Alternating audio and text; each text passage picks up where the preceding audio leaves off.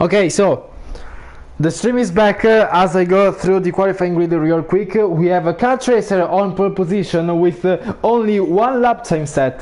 It's a 28.3, good enough for the first spot on the grid for the Mercedes. Car tracer gets pole position in P4. Jonathan is in P5 and Phantom in P6. Bazooka will start in P7. Kevin getting into the 30s in P8. Marco in P9. Pocho rounds off the top 10 in P10. And then we have Sully in P11 and JM in P12.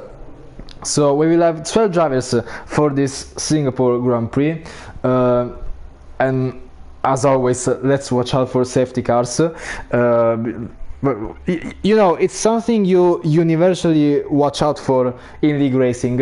But you know, Singapore, even in real life Formula 1, you always watch out for safety cars. And as you can see, it is all dry in this dark sky, but beautifully illuminated by the lights.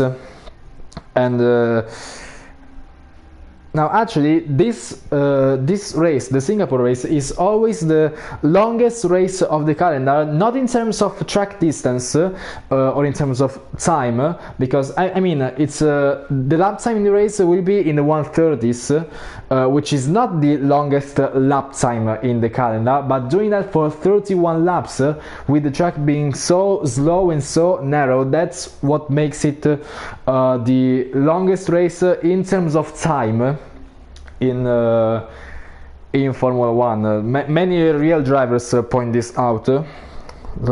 Also physically, it's one of the most exhausting race, also given the temperatures very high when this race takes part, which is usually around September. But anyway, enough about real life Formula 1, because we are here in league racing in F1Total season 13, and it's lights out and away we go as car tracer from pole position gets a very good start, but Felix needs to follow very closely behind as Sully left, and there's a spinner. It's Aston Martin and a Ferrari being spun around. It's Jonathan and Finlay with a horrible start to this Singapore Grand Prix as they get spun around, but car tracer with a beautiful start as he goes off to defend that P1, and Felix getting into P2, courtesy of Jonathan being spun round, as Dylan is momentarily onto the podium, but now moves are already being made between the McLaren and the Aston Martin of Phantom and Marco, as Phantom moves up to P4, but Marco is still staying very close behind. Phantom almost hitting the Red Bull, but Marco is still not giving up. Almost went side by side through turn 7 and 8, now they're into turn 9, and now approaching sector 2, which car tracer will definitely take very lightly to defend the position, but everyone behind him will push as much as possible, even in